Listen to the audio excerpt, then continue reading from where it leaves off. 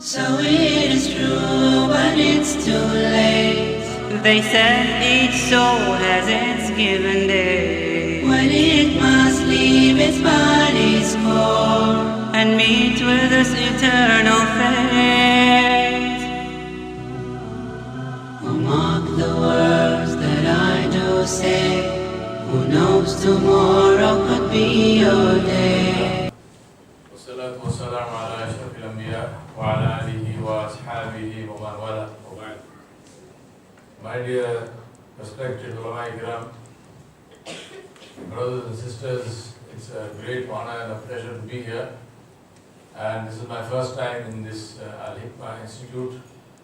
I had absolutely no idea of all the work that's going on here. And it's extremely encouraging, and it's I think a source of great khair and barakah for the people of Bangalore to have this kind of an institute. I sincerely hope that this can be replicated in other parts of Bangalore and also in other parts of the country. We need more and more of such institutes, of such organizations to do this work and to connect with especially with the youth, because I think the need for tarbiyah, the need for knowledge, the need for doing the right thing as far as Islam is concerned and being connected with Allah subhanahu wa ta'ala is something that can hardly be overemphasized. And it's something that is, for the normal, ordinary person, it's not easy to get. And that's why to have such an institution, and mashallah, it's a beautiful place, facility-wise, and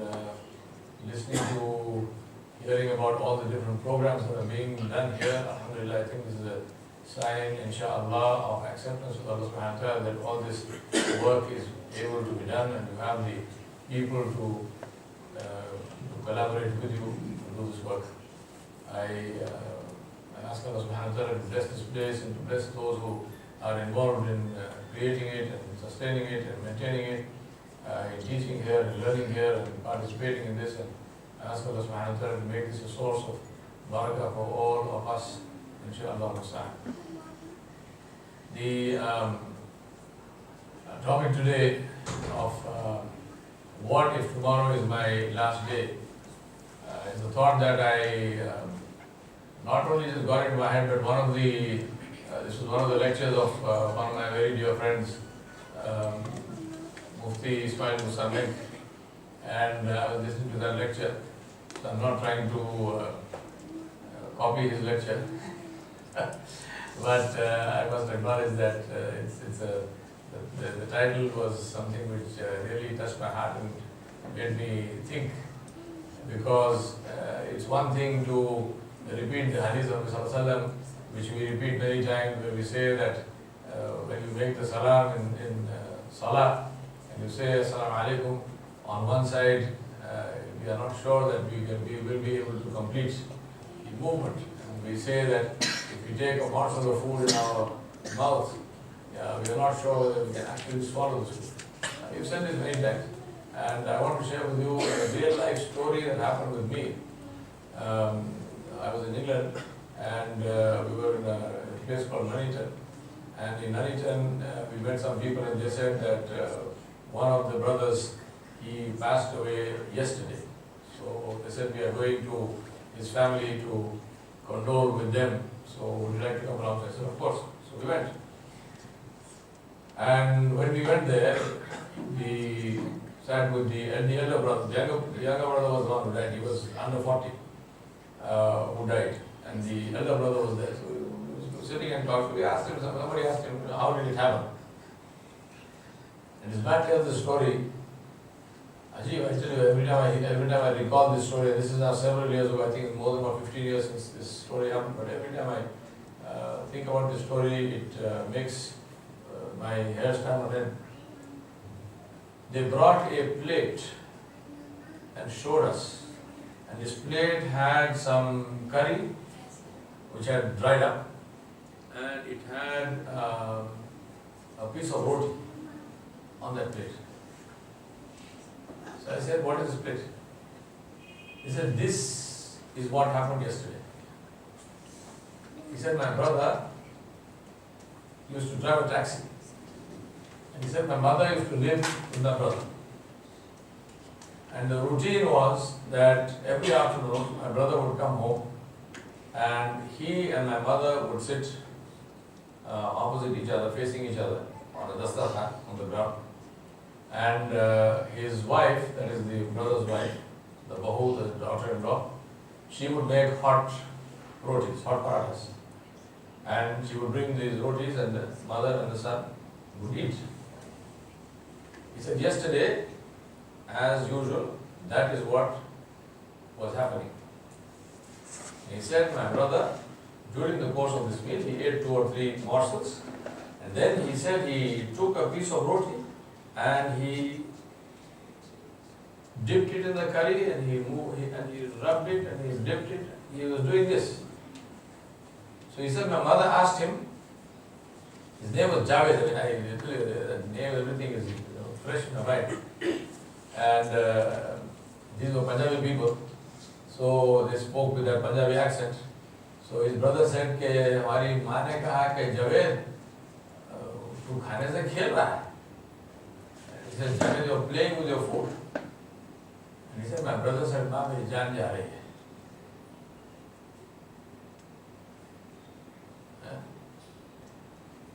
He said, माँ मेरी जान जा रही है. और ऐसे ठेका लगा के मर गया. He said, my mother, my life is going. And he leaned back against the cushion and died. Just like that.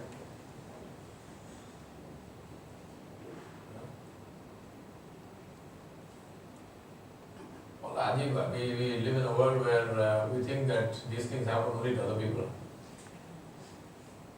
That's why we need to keep reminding ourselves. Let me tell you one more story of this, and then now this is related, of course, to the topic. And the second story has to do with our Ustad and our great Sheikh, Sayyid Abul Hasan Zindani Rahmatullah. His Mamool had died at the age of about 97, and he died on the 27th of Ramadan, which was a Friday, and he died just before Jummah. And he had a stroke before that, so he used to be in a wheelchair, and his grandnephew was his khadim, used to help him in music. And I went to Takia Kalan, to Hazmara Rahmatullah's home, where he is buried. And his grandson said to us, he told us how he died. He said it was the routine of my grandfather that he would make ghusl for Jummah. Then he would put on his sherwani, and in that house, the simplicity of the ulama, threadbare carpet on the floor. And there was against wall, against one of the walls, facing the Qibla, there is a takhat, just a wooden plank with a sheet on it, thin sheet on it, and a pillow. He would just sit on this. So he said that his routine was that he would do the ghusl for Jummah, then he would put on his sherwani and so on. Then he would sit on this takhat. And Hazmarana was a hafiz of Quran, and he would then recite Surah Al-Kahf aloud, from memory. And whoever was there, they would sit and listen. He said on this day, he said it became his habit also after he had his stroke, he used to continuously apologize. And he used to say,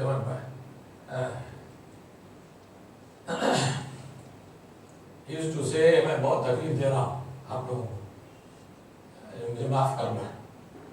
He would say, I'm giving you a lot of trouble. Please forgive me. And so on. So, he said that, I helped him in his ghusl and so on. He put on his sherwani, then he said he sat on the cot, and then he said to me, bring me the Quran. He said, Musafla. So he said, I thought to myself, why is he asking for the Quran? Because he knows the surah. And this is normally he just recites. But he said, anyway, Musab, he said, I turned, the Quran was on the shelf. So he said, I turned to get the Quran and I heard him starting to recite Surah Al-Yasin. Not Surah Al-Kahf. He started reciting Surah Al-Yasin. And he said, I turned around with the Quran in my hand and looking at him. When he came to the ayah, فَبَشِّرْهُ بِمَغْفِرَةٍ وَأَجْرٍ كَرِيمٍ, and he leaned back and died. Said that ayat was the last words out of his mouth. The year 2027 of Ramadan al-Kareem, on the last day, that was also Jumatul Wada, the last Jummah of Ramadan that day.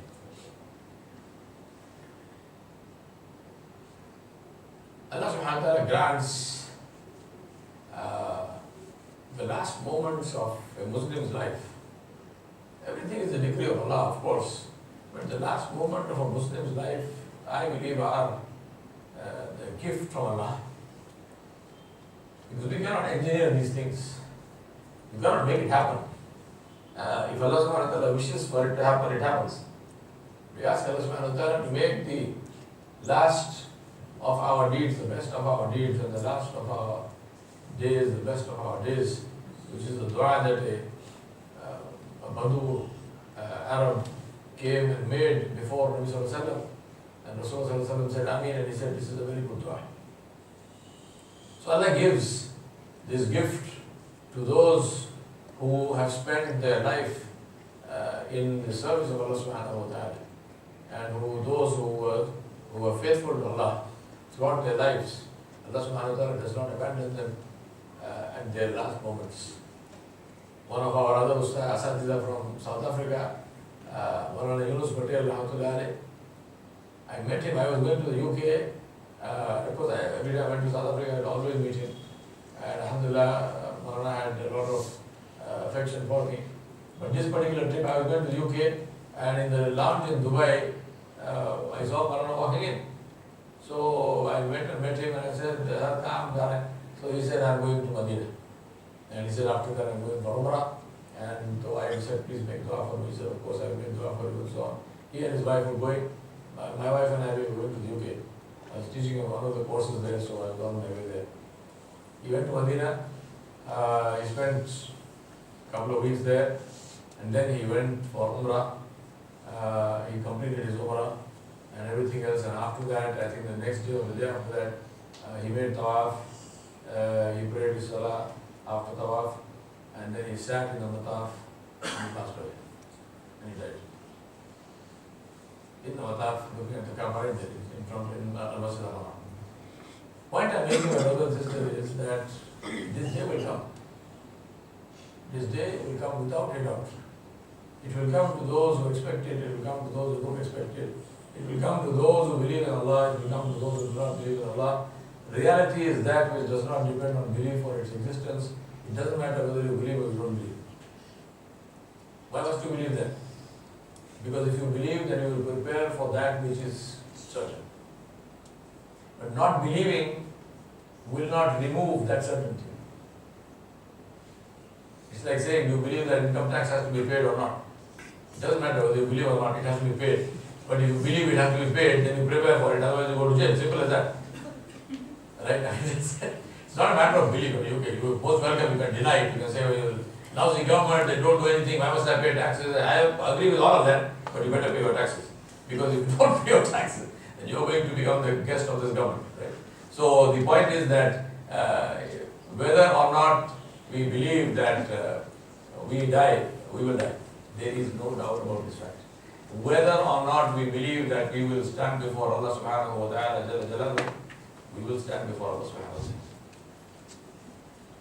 And the reason why it's important to think about that and believe is because then we prepare for this.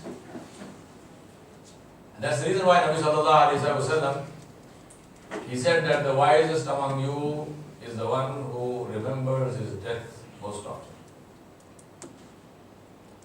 In Islam, remembering the death is not a morbid preoccupation. It's facing the reality and preparing for that reality. We don't remember death because we just want to go into a state of depression. No. For a Muslim, death is something that he looks forward to. Death, the day of dying, the last day, is the happiest day in the life of a Muslim. Happiest day. There is no day which is more joyful than the last day. Because that last day is the day when that person is looking forward to meeting the one who he served all his life. Why would you be sad? There's absolutely nothing to be sad. It is the most delightful, the most wonderful, the most joyful day that a Muslim can have. But that's true only for the one who understands this. The one who does not understand this, it's a day of terror. It's a day of great sadness, great grief. It's a day of heartbreak. It's a day of anxiety like we cannot even imagine. Because the one who does not understand this, his life and his soul will stick in every brick in his house. It will stick in his cars, it will stick in his bank accounts, it will stick in his cats and his dogs, and he will stick in everything that he used to desire in this world which he used to chase. It will not be an easy death. It will be a very difficult death. It will happen. It will happen. But it will be a very, very difficult death. And he will worry about what will happen to my wife, and what will happen to my children, and what will happen to this, and this, and this, and this. And he will not worry about what will happen to me when now I go to face Allah. Ajib. And as one of my sons used to say, he said, Ajib, kambakh how hai? He said, वो बीवी भी जो होती है वो कहती है मेरा क्या होगा? अरे ये सोच उसका क्या होगा जो अल्लाह के सामने जा रहा है? तेरा क्या होगा? तू तो अच्छी बात बैठी इधर. He used to say the women, they also cry, what will happen to me? Forget you, what will happen to him? He is going now. वो जिंदगी भर तेरे पीछे मरा. अब मर रहा है वो तो मेरा क्या होगा? इतना लिखा है. So he said the whole life he spent. I'm not blaming the women, I'm just saying that this is one of the things that one has to be careful nowadays what you say. So, but seriously, I'm just saying that, your whole life, if you spend only running behind desires and only fulfilling those desires and only chasing the dunya and chasing the stuff of the dunya, then death, that last day, is a very hard day. But the same life, if it is spent in chasing the pleasure of Allah subhanahu wa ta'ala, in being concerned about whether Allah subhanahu wa ta'ala is pleased with me or not. One point agenda. Is Allah pleased with me? Nothing else. One point agenda. Life is very simple. This deen is very simple. Is Allah pleased with me or not? Then not only will that last day be a day of great joy, great happiness, great ease, but it will also be a day where the life that is before that, Allah would have taken care of you and yours. It is a lack of our iman. May Allah forgive us. We have such a poor expectation of Allah Jalla Jalaluhu that we doubt Allah even on things that we do not even doubt our own friends from. This brother of ours, first time in my life I saw him was today. First time we met is today. And Sinan told me and Faiz told me that we are going to have lunch with him. He is our host. Do you think it ever even crossed my mind? Maybe I should take a sandwich in my pocket. Because I don't know, will he really... He never told me that he is going to give me lunch. Maybe he will, maybe he won't. So I better carry a sandwich in my pocket. I don't even know the man. First I met him. Do you think I did that? If I did that, how would it be? But these are the kinds of doubts we have about Allah subhanahu wa ta'ala. And you say, do the work of the deen. You say, but what will happen to my family? What will happen to me? Inna lillahi wa inna ilaihi raji'un. My brothers and sisters, so what if tomorrow is my last day? May Allah subhanahu wa ta'ala give all of you a long life, full of good health, full of good cheer, full of great wealth. And may Allah subhanahu wa ta'ala cause you to use this for the benefit of people, to earn His happiness, to earn His pleasure. Just think about this. Just now a disaster has happened in Uttarakhand. The rough estimates are that probably more than 10,000 people have died. And Allah knows best. I don't think these numbers are all, only Allah knows how many actually died, because the entire village has disappeared. The SSB Academy, which is a police academy at which I teach, except for one building, that entire academy has vanished. It's not there anymore, gone. My question is, how many Muslims are collecting money and sending funds for disaster relief for those people? I have not seen a single Muslim face.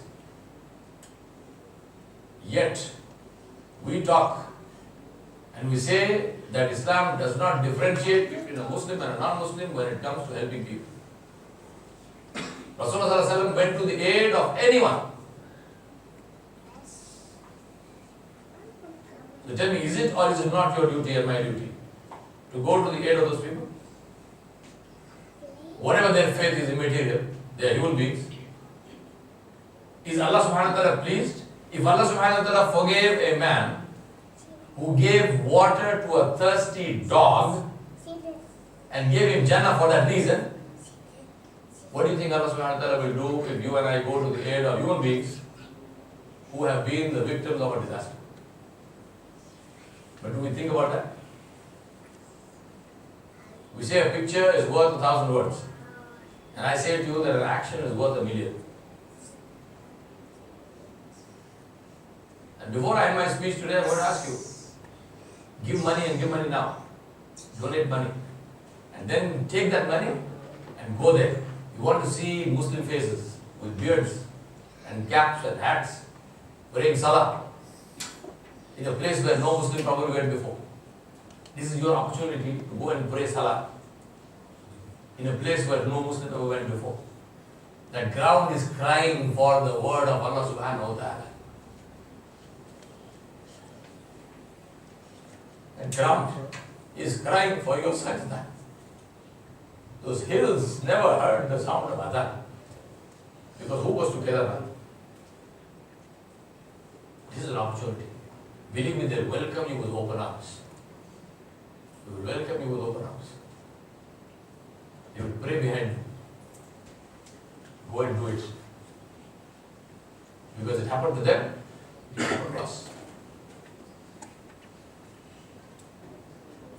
These are the opportunities where we can earn the pleasure of Allah subhanahu wa ta'ala, and we can also do ourselves a great deal of good.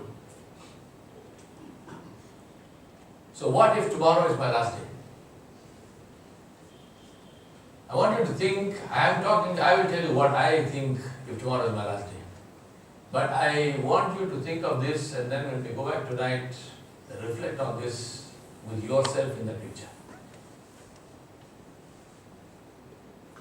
And not only reflect on this with regard to tomorrow as the last day, but the principles of that last day which I will speak to you about. Think about how those apply to us for the rest of our lives. Not only if it's the last day. So what if tomorrow is my last day? If tomorrow is my last day, then what is the top of the mind thought that I have? That I am going to meet Allah. Yes? That I am going to meet Allah. And therefore the first and foremost thing that I will do is to remind myself about the glory and majesty of Allah subhanahu wa ta'ala, who I am going to meet tomorrow.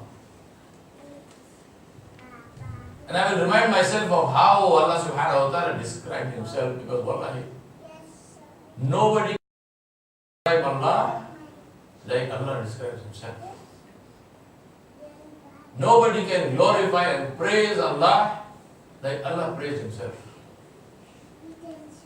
Nobody can speak about the majesty and power of Allah subhanahu wa ta'ala better than how he described it himself.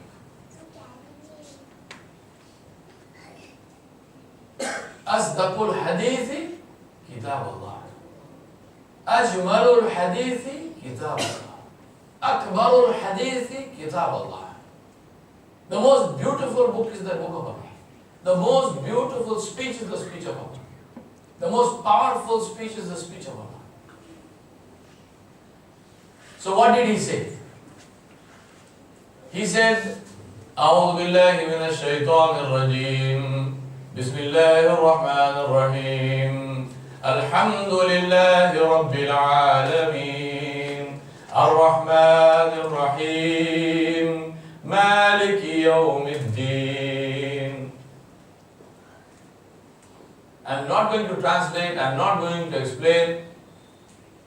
First of all, because there is no time. I mean, Alhamdulillah, Rabbil Alamin alone is enough to speak for several hours. So there's no time for that. I will just recite and I will leave you to read on your own and not just read the meanings. Not just read the meanings. Ask yourself, it is Alhamdulillah Rabbil Alamin. We all know the meaning. Ask yourself, so what? So what? What is the meaning of so what? So what meaning, if Allah is Rabbul Alameen, how does it affect me? How am I connected to this Rabbul Alameen? That is the meaning of istizhar ilm. That is the meaning of understanding the knowledge. Not just the look by ma'na. It means inside yourself, when you say Alhamdulillah Rabbil Alameen, all praise and all thanks is to my Rabb, who is the Rabb of the Alameen. What is the meaning of Hamd? What's the meaning of Rabb? What's the meaning of Alameen? All of this. So Allah described himself. Alhamdulillah Rabbil Alameen Ar-Rahman Ar-Rahim Maliki Yawmiddin. Reflect on this. Allah subhanahu wa ta'ala has many attributes. And Allah knows the number of them. Why did he have to say Ar-Rahman Ar-Rahim before he said Maliki Yawmiddin? Why did he not say Al-Qahhar wal-Jabbar? Why did he not say Al-Aziz wal-Muntaqim? These are also his attributes. And he did say Lillahi al-Wahid al-Qahhar with regard to the Day of Judgment. Why did he say Ar-Rahman Ar-Rahim? Think, why? How are you and I going to thank our Rabb for reminding ourselves that, oh my slave, when you stand before me on the Day of Judgment, remember that I am Rahman Ar-Rahim. If Allah subhanahu wa ta'ala had not said Ar-Rahman Ar-Rahim, would you have changed it for him?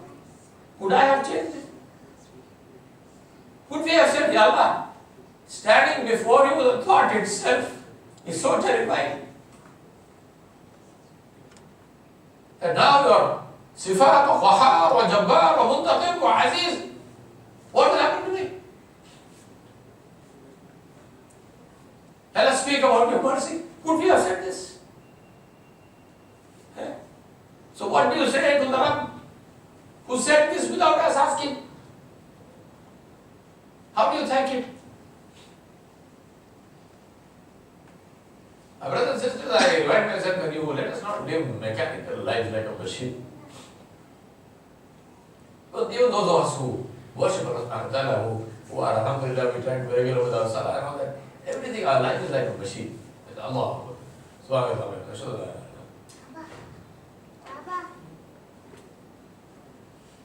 No reflection, no thinking, No reflect because I just said this. What does it mean? How does it connect with me? This is what I would do. If it was my last day, this is what I would do.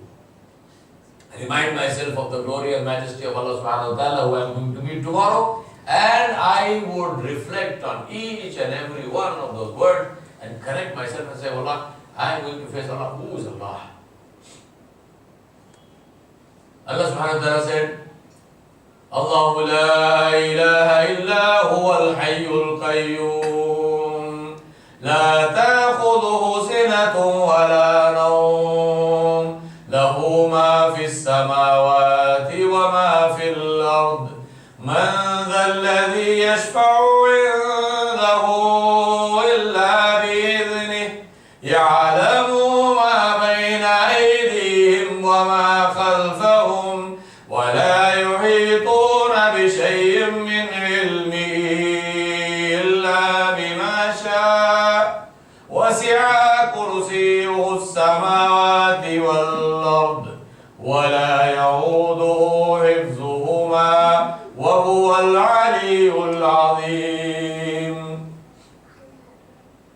And then he said, هو الله الذي لا إله إلا هو عالم الغيب والشهادة هو الرحمن الرحيم هو الله الذي لا إله إلا هو الملك القدوس السلام المؤمن المهيمن العزيز الجبار المتكبر سبحان الله عما يشركون هو الله الخالق البارئ المصور له الأسماء الحسنى يسبح له ما في السماوات والأرض وهو العزيز الحكيم.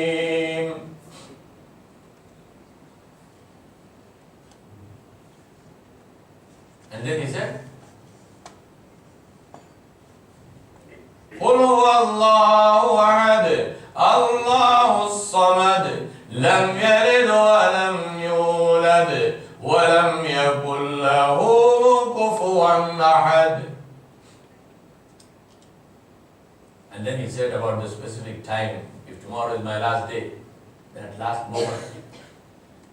فَلَوْلَا إِذَا بَلَغَتِ الْحُلْقُومَ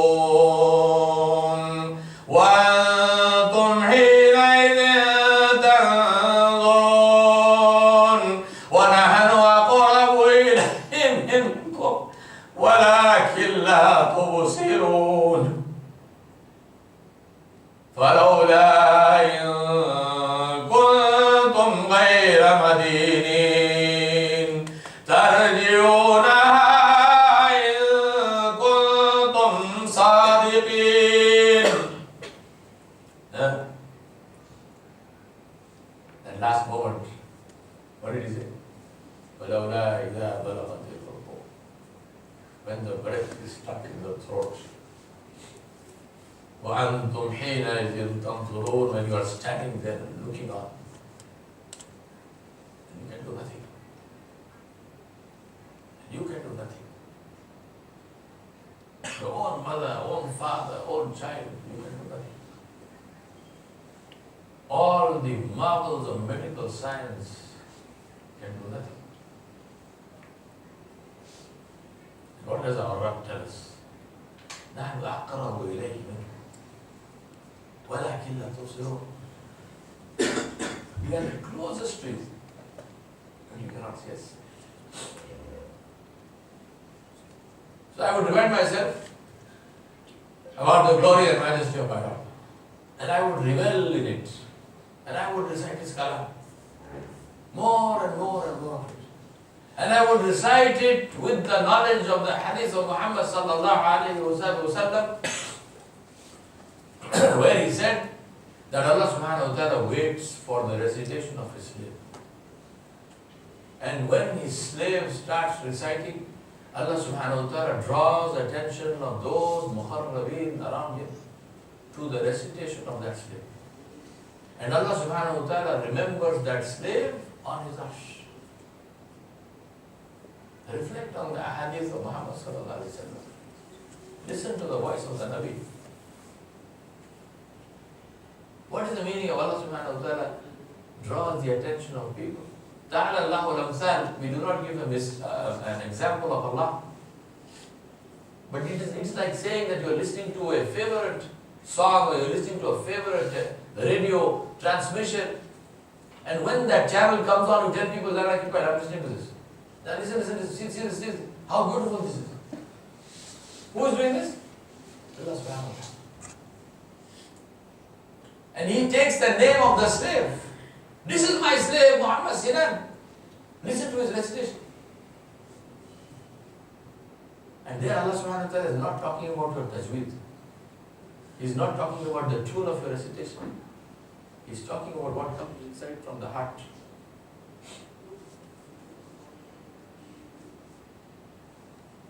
Tajweed is important, obviously. It is very important for us to recite the kalam of Allah subhanahu wa ta'ala correctly. And for those who Allah subhanahu wa ta'ala has given a good voice and you recite well, alhamdulillah. But what is the reality of the recitation of this kalam of Allah subhanahu wa ta'ala? The reality is what it does inside the heart. And if it does not do anything inside the heart, then we have to ask ourselves this question, because Allah subhanahu wa ta'ala gave this specific example. لو أنزلنا هذا القرآن على جبل لرأيته خاشعا متصدعا من خشية الله وتلك الأمثال نضربها للناس لعلهم يتفكرون. Another place he said, إنما المؤمنون الذين إذا ذكر الله وجلت قلوبهم وإذا تليت عليهم آياته زادتهم إيمانا وعلى ربهم يتوكلون. In Surah Al-Anfal, Allah subhanahu wa ta'ala said the condition of the mu'min. Description, who are the mu'minin? The people who, when the dhikr of Allah subhanahu wa ta'ala comes before them, their hearts shiver with the fear and the grace and the majesty of Allah subhanahu wa ta'ala. Something must happen to the heart when we hear the kalam of Allah. وَإِذَا تُلِيَتْ عَلَيْهِمْ آيَاتُهُ زَادَتْهُمْ إِيمَانًا. Iman increases when they listen to the kalam of Allah, when they see the ayat of Allah subhanahu wa ta'ala around them. So do we need to ask this question to ourselves or not? Is anything happening to my heart? Or am I walking around with a lump of rock in my chest? Even the rocks dissolve. Min khashyatillah. Except the rocks which are the hearts. So I would do this. Glorify my Rabb. Read the kalam of my Rabb. Remind myself about the glory and majesty of the one who I am going to meet tomorrow. I would do tajdeed of my iman. And I would recite the kalima tayyiba again. And I would say, Ashhadu an la ilaha illallah. Repeat after me. Ashhadu an la ilaha illallah. Wa ashhadu anna Muhammadan Rasulullah. And I would remind myself, what did I just say? I said that there is nobody worthy of worship. I bear witness.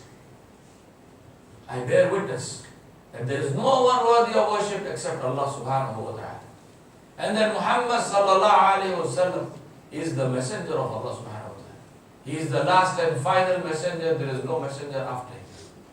What is the meaning of saying he is the messenger of Allah? Is it just a piece of information? Is it just a piece of information? If I say Jacob Zuma is the president of South Africa, so yeah, correct. Is it correct? Yes, it is correct. So if I ask you, so what? So what? So nothing. I am Indian, I live in India. Jacob Zuma is the president of South Africa. Alhamdulillah, the information is correct. It doesn't affect me. Why does it? Let him be, let anybody else be. How do I care? Is that what we understand when we say Ashhadu anna Muhammadan Rasulullah? That Muhammad sallallahu alaihi wasallam is the messenger of Allah. This is a piece of information. Khalas. Is that all it is? Is that all it is? Is this the kalima? Where and when are we going to learn what is the kalima of this deen, my brothers and sisters? We are all interested in ilm. We are seriously. We are all interested in ilm. And for us, ilm is this masala and that masala, and how this masala conflicts with that one. And if I am Salafi, how the Hanafi is wrong, and how if I am Hanafi, how the Salafi is wrong. And this is our deen. Inna lillahi wa inna ilaihi raji'un. Should I raise my hands in Rafa Yadayn or should I not raise my hands in Rafa Yadayn? Should I move my finger in Tashahhud or should I not move my finger? This is our deen. Inna lillahi wa inna ilaihi raji'un. And if you ask you a basic question, forget all of this. Entry into Islam is by this kalima. So what do you understand by this kalima? Ashhadu an la ilaha illallah wa ashhadu anna Muhammadan Rasulullah. What is the meaning of this? I know you know the meaning in terms of the words. How does it affect us? Is it a piece of information? Or are you saying, when you are saying, as you should be saying, Ashhadu anna Muhammadan Rasulullah means, I bear witness that Muhammad Mustafa sallallahu alayhi wa sallam is the last and final messenger of Allah subhanahu wa ta'ala, that I am his ummati, that my entire life is a reflection of the life of Muhammad. I walk and talk and look and eat and feel, and my attitude and my mu'amilat and my mu'ashirat and my akhlaq are the akhlaq of Muhammad Mustafa sallallahu alayhi wa sallam. And this is what I am, and this is what I will try to be for my whole life. That is the meaning of Ashhadu anna Muhammadan Rasulullah. Not to say Ashhadu anna Muhammadan Rasulullah and to leave his sunnah in the garbage somewhere, and I don't like to look like him, I don't like his appearance, I don't like the way he talks and walks, you don't say this with your tongue, of course, but your actions, your life, your every movement is saying that Bazabane hal. Because if you like Muhammad sallallahu alayhi wa sallam's blessed face, how come your face looks something different? If you like his clothes and the way he used to dress, how come yours is different? If you like the way he used to treat his family, how come you don't do that? If you like the way he used to deal with people, how come you don't do that and I don't do that? If you like the way he used to deal with his enemies, how come you and I don't do that? How come you and I, if we have the slightest difference of opinion with somebody, see their face again? I am not talking about enemies. I am talking about our own Muslim brothers. Last time I was here, I was invited by my brothers for tarbiyah. They said, please come and do our tarbiyah. I said, alhamdulillah, no problem. So I came and we a whole group of young men, mashallah, may Allah bless them. Lot of energy, lot of enthusiasm. So they said, what should we do? Tell us. So I said, go for 1 month in Tablighi Jamaat. Yeah? I'm not a fool. Do I look like a fool? I know who I'm talking to and I know what I'm saying. Whole bunch of young Salafi guys. I said, go for 1 month in Tablighi Jamaat. I said, don't ever go after that for the rest of your life. No problem. But 1 month, go. They said, but Sheikh, you know, they will read that book. I thought maybe they talk about Bhagavad Gita or something.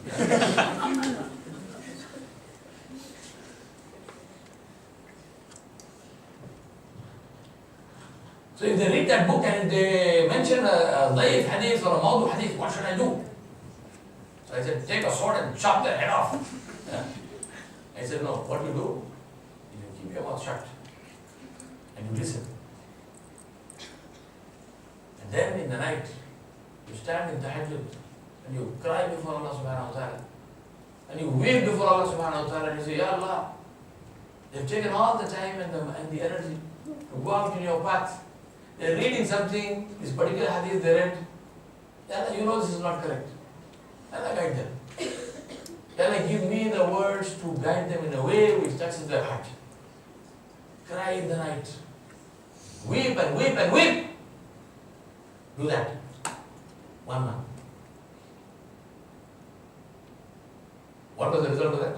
The result of that is that today, I think I can see about 2 of them in this ground. All the rest have vanished. Now my husn zan about my dear brothers is that They have not vanished because they didn't like what I said and they don't want to see me. My husn zan is that they didn't come today because of the rain and so on and so on. Inshallah, we have the best belief about them. But my point, my question to your brothers and sisters is, how are we going to face Allah on the Day of Judgment? If we cannot even stomach our own brothers, if we cannot even have husn zan about our own brothers, if we cannot even agree to disagree with our own brothers, Allah sent us for the whole world. He didn't send the Salafis for the Tabligis and Tabligis for Salafis. He sent us for the whole world. How will you stomach somebody who is worshipping a rock? How will you love somebody who is worshipping a man or a dead body in a grave? Tell me, do you need to love them or not? Seriously, ask me a question. Do you need to love them or not? Yes. What is the dalil? Yes. You are sent for dawah, yes or not? What is dawah? What is the objective of the one who is giving dawah? Tell me. What is the objective? Right? All of you are sitting here doing this course or that course. Save him from the fire. Save him from the Fire. fire. You want to do the greatest good to that person that anybody can do. Yes or no? That comes out of hatred or love. Believe me, if you do not love other people, you will fail. Your dawah will be garbage. It will go in the drain. Hearts will not turn. The Anbiya loved their ummah. Did Rasulullah sallallahu alaihi wasallam hate Abu Jahl and Abu Lahab and those people? What do we understand from his seerah? You want to do the work of them here? Learn to love people. Loving somebody who is like me, loving somebody who does everything like I do, loving somebody who is always, this is easy, man. This is like, dark chocolate. I mean, you don't need persuasion to eat dark chocolate. Loving somebody who is contrary, loving somebody who argues, loving somebody who is doing, obviously is doing bloody nonsense. That is tough. That is tough. To still want to take him out of there, to still want the best for him, that is tough. And that is your training. So I said to my brothers, I said, like I say, go to the gym, go 1 month in the gym. It will pay. That is the reason I'm telling you to go. If it didn't pay, I would tell you to go. I'm not saying go to the haram and sit for 1 month here, there. That you will love. No. Do this. That is tarbiyah. That is tarbiyah. Whether you want to do it or not is up to you. So the last day, what would I do? Glorify my Rabb. See my connection with Muhammad Rasulullah. Repair that connection. He said, I said the kalima. Let me live that kalima. And what is the benefit of living that kalima? What did Nabi Sallallahu Alaihi Wasallam say about the one who says the Kalimatul Tayyibah with sincerity? What will happen to him? He will get Jannah. He will get Jannah. So I would repair my connection with this Kalima. My connection, repairing the connection with the Kalima means to repair my connection with Allah and to repair my connection with Muhammad Rasulullah Sallallahu Alaihi Wasallam. So niyat kare bhai. From today inshallah. Right? Follow the sunnah of Muhammad sallallahu alayhi wasallam because there is no other way which is superior to the sunnah of Muhammad sallallahu alayhi wasallam. Do as much as you can do. And may Allah give you the strength to do it completely and totally. But do something. Start at least one thing. Inshallah. Then I would take stock of myself and I say, how am I today? So point number 1 I mentioned to you already. Point number 2 is take stock of my situation. How am I today? And once I take stock of myself, point number 3 is correction. Correction is of 2 kinds. What is the first correction? Istighfar. for tawbah. Istighfar and tawbah. I make this cut, sincerely make tawbah. Oh Allah, forgive me for that which I did deliberately. Forgive me for that which I did because I was a jahil, I did not know what I was doing. Sincere tawbah. Yes? And the second part of correction is correcting the stuff with regard to huququl ibad. Whose heart did I break? Whose haq did I swallow? Who did I hurt? Correcting those. Because Nabi Sallallahu Alaihi Wasallam said, unless they forgive, Allah will not forgive. You don't want to die in that situation. No? So, what will I do? Correct my ta'alluq with Allah by making tawbah with regard to huququllah and with huququl ibad. Contact those people. Go to those people. My brother, I said this to you, please forgive me. Whether he or she forgives or not is not in my control. Even if they don't forgive, they say, no, I will not forgive you. That's okay. I made my effort. But make it sincerely. Make it sincerely. Genuinely contrite. Genuinely sorry.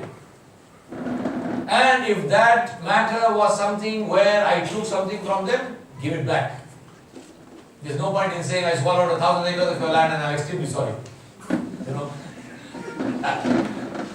That sorry doesn't work. Vomit it out first, what you swallowed. Right? People normally in the olden days, among the Salaf, they used to eat barley and wheat and meat and so on. Alhamdulillah, we eat bricks and cement and land. इसकी जमीन खा गए, उसकी building खा गए, उसका घर खा गए. खाते नहीं खाते सुनो. One of the big problems in our community is the brothers do not give the haqq to the sisters in inheritance. Major issues in this community with us. We do not give the haqq to the women, to the sisters in inheritance. And what do we say? We say, तुम्हारी शादी करे होगा. So two evils. First of all, in the wedding you are giving a dowry which you should not have given in the first place. That is haram. And then you use that as an excuse to deny her what is her right when her father died or her mother died. So, may Allah protect us, but if you have done that, then what must I do? Immediately make tawbah, return. Give that sister what is her due. If she has died before you, give it to her children, whoever are there. Ensure that these records are clean before we meet Allah. We know the famous story where Nabi Sallallahu Alaihi Wasallam was sitting in the masjid and he said, a man of Jannah is about to enter.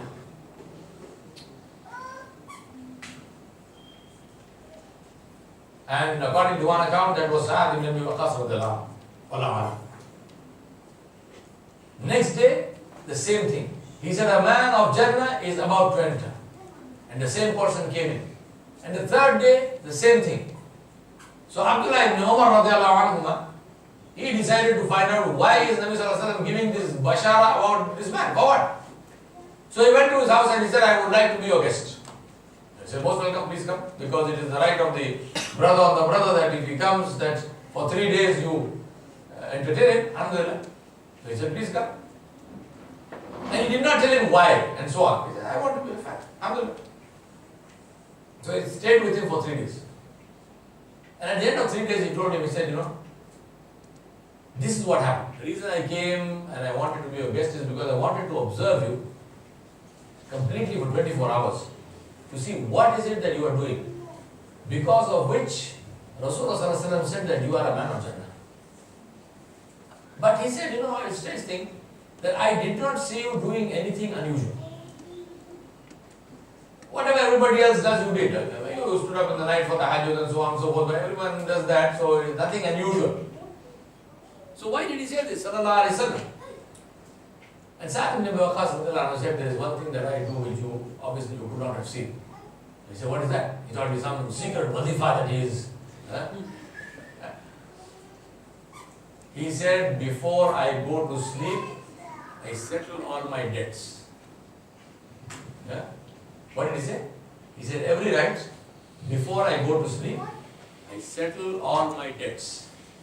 What is the meaning of settle all my debts? He asked him this question. He said that if I have wronged anybody, I ensure that I clear it.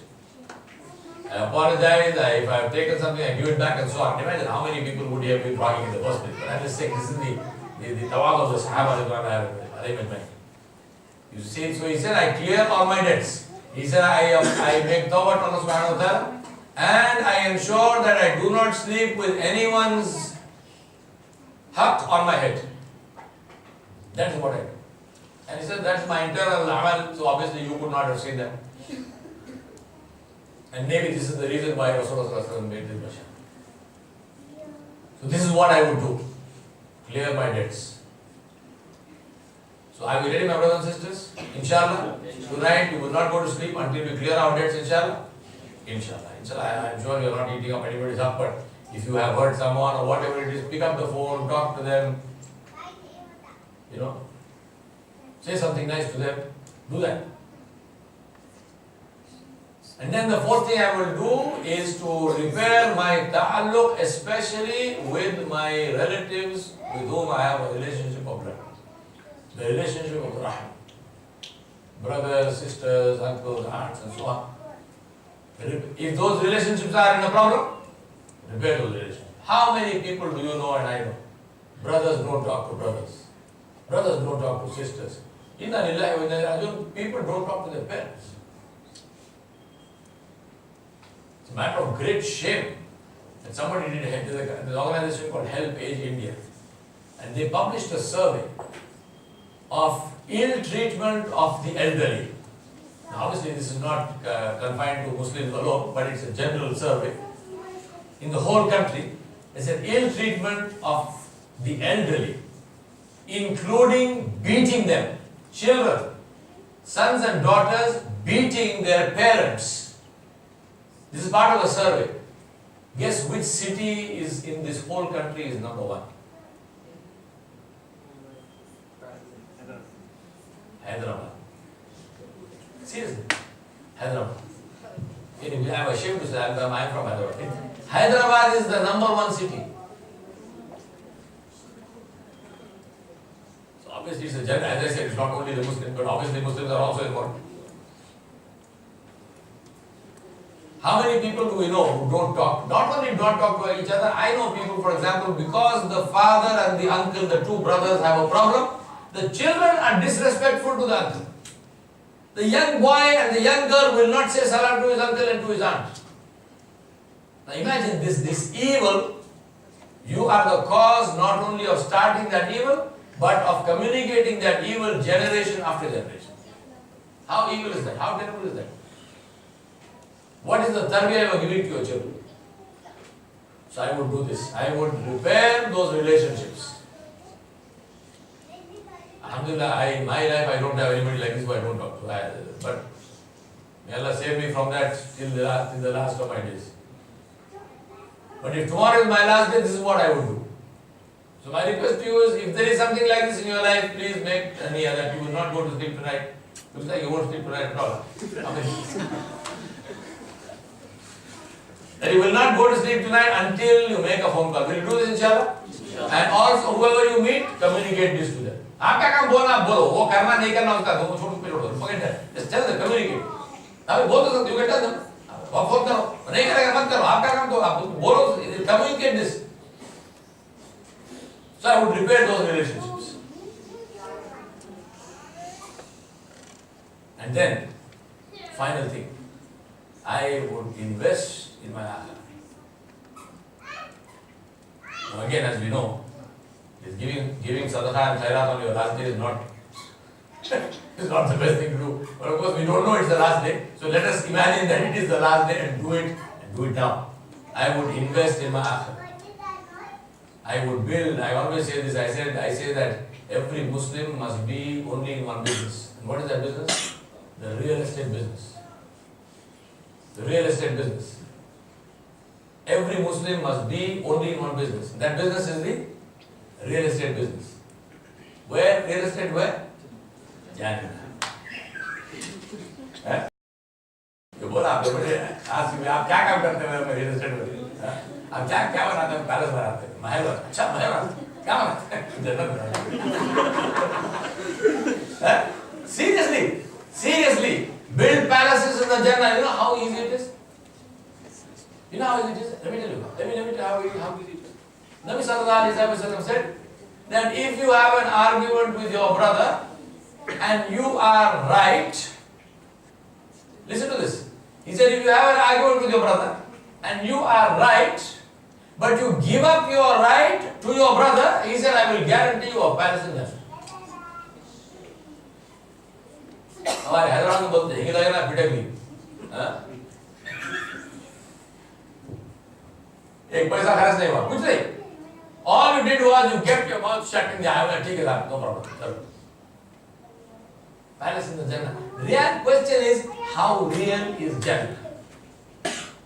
That is the bottom line. That is the bottom line. How real is this palace in Jannah? If the palace in Jannah is real to you, believe me, we will all be in the real estate business. Seriously do that before you go to bed tonight.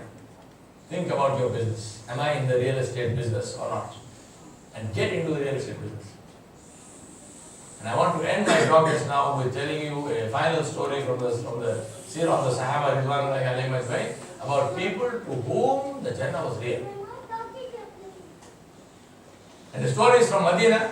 Nabi Sallallahu Alaihi Wasallam is in his masjid.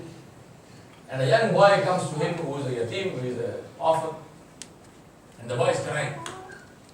And you know, and I know how Nabi Sallallahu Alaihi Wasallam used to love children and how he used to love, especially somebody who is yatim, because in his own life, he was also a yatim. So he asked him, why are you crying? What's happened? He said, Ya Rasulullah, I've got a problem. He said, what's the problem? He said, Ya Rasulullah, my father died and I've got a small piece of land with some date trees on it.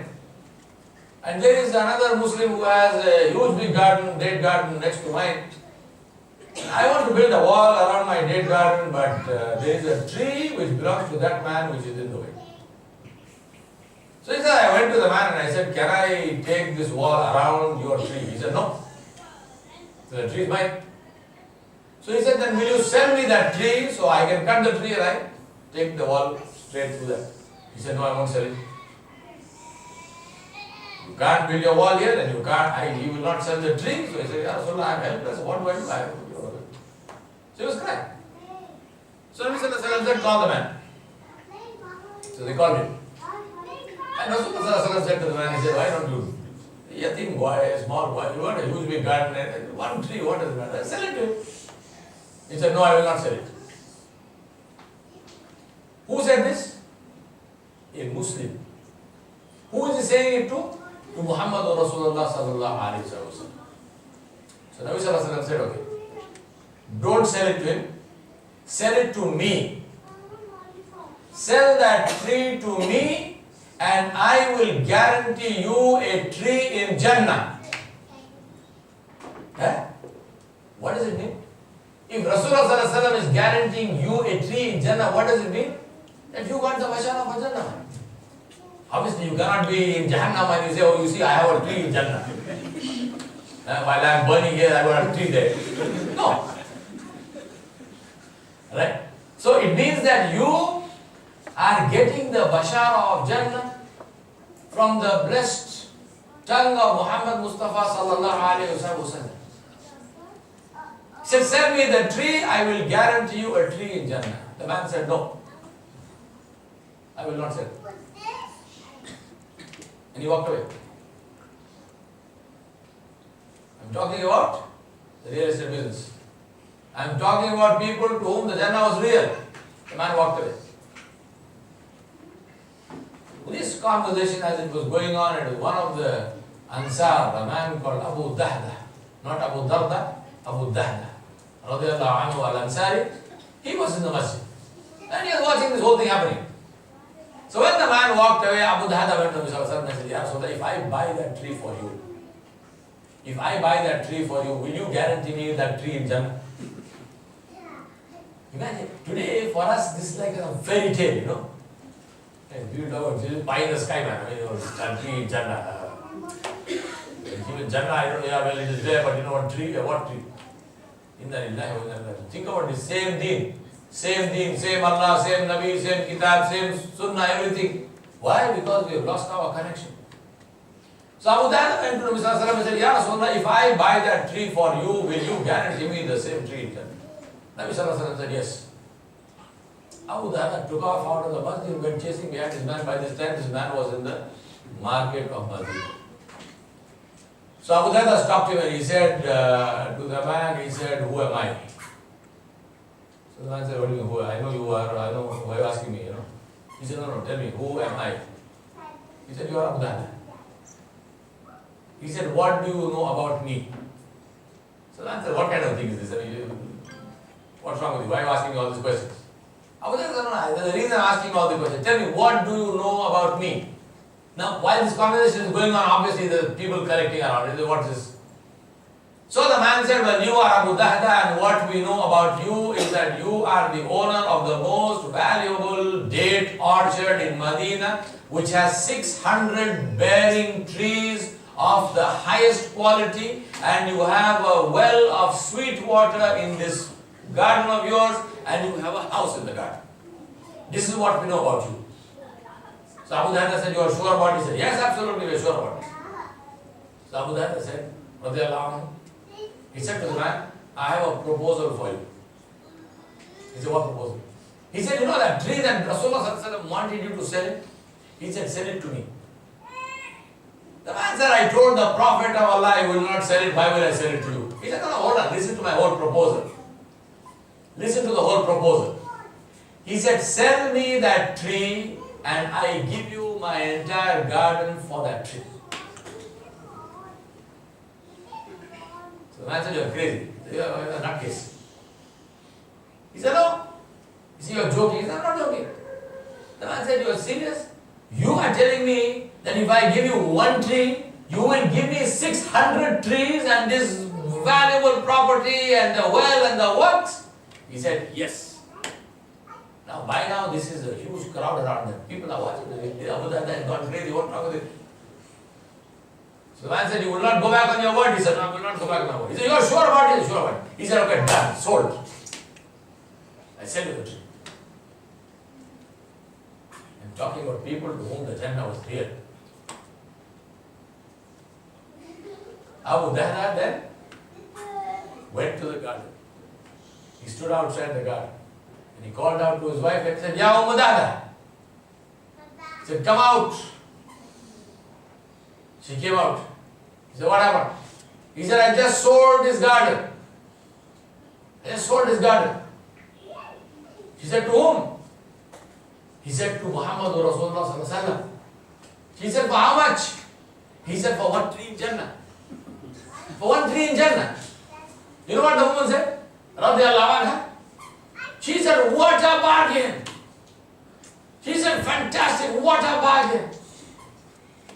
He said, come out, we leave this now. So Abu Dahda went inside the house, got her children together. She said, come, we are going. We are going. We sold this garden to Allah subhanahu wa ta'ala, to the Nabi of Allah. We are going. Among those kids was a little boy. And that little boy he was chewing, he had a couple of dates in his hand and he lives in a date garden, what will he eat? So he had a date in his mouth. His mother put her finger in the mouth, pulled out the date and threw it, took out the dates from his hand and threw it. I said, we sold this, don't leave it, leave it. We sold this. Abu Dhabi and his family went to Masjid al-Nabawi, al-Sharif. And Abu Dhabi said to Muhammad Rasulullah, he said, Ya Rasulullah, I bought the tree for you.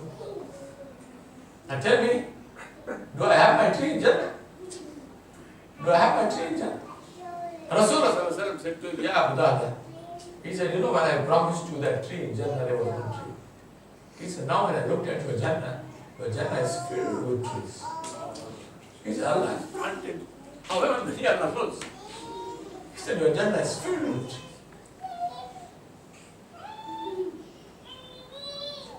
My brothers and sisters, as I told you, if tomorrow is my last day, this is what I would do. As I told you before I began, whether tomorrow is the last day or not, the sequence of things that I have described, I ask Allah subhanahu wa ta'ala to put khair in the description. This is the sequence with which we should live the rest of our lives, inshallah. Not only if tomorrow is the last day, but whether or not it is the last day, as I said, I make dua to Allah subhanahu wa ta'ala that He should bless you with long and highly productive lives spent in earning His pleasure. And ask Allah subhanahu wa ta'ala to be pleased with you and to grant you not in keeping with your effort, but in keeping with His majesty and grace. But the thing is, we need to prioritize our lives. And we need to live our lives in this order. So that when the last day comes, and as I said in the beginning, whether it is tomorrow or not, there will be a day when it will be that tomorrow. There will be a day when it will be that last day. Then that last day, inshallah, will be a day of great joy and great happiness for us. Inshallah. Ask Allah subhanahu wa ta'ala to bless you. Ask Allah subhanahu wa ta'ala to be pleased with you. Ask Allah subhanahu wa ta'ala to use you for the work of His deen. Ask Allah subhanahu wa ta'ala to make each one of you a beacon of guidance for all those who come into contact with you. Ask Allah subhanahu wa ta'ala to guide those who speak to. Ask Allah subhanahu wa ta'ala to guide those who speak to you. Ask Allah subhanahu wa ta'ala to guide those who look at you and who you look at. Ask Allah subhanahu wa ta'ala to guide those who walk on the path on which you have passed. Ask Allah subhanahu wa ta'ala to reward you in keeping with His majesty and grace and His glory. Ask Allah subhanahu wa ta'ala to make each one of you a true representative and standard bearer of Islam. Ask Allah subhanahu wa ta'ala to grant you the shade of His arsh on the day when there will be no shade except His shade. And not just to grant you that shade, but to put you on mimbars, on thrones of pearls, so that people will look at you and marvel and say, who is this man and who is this woman? And it should be said about you, inshallah, that this is the ummati of Muhammad Mustafa sallallahu alayhi wa sallam, who is to take the work and take the deen to all the rest of the world. I ask Allah subhanahu wa ta'ala to make each one of you a source of khair in wherever you live, so that khair spreads from you like the rays of the sun spread from the sun, and you cast aside people's sadness and people's sorrows, and you fill people's lives with the nur of Allah wa sallallahu ala nabiyil kareem wa ala alihi wa sahbihi ajmain bi rahmatika ya arhamar rahimin wa alhamdulillah. قل الحمد لله وسلام على عباده الذين اصطفى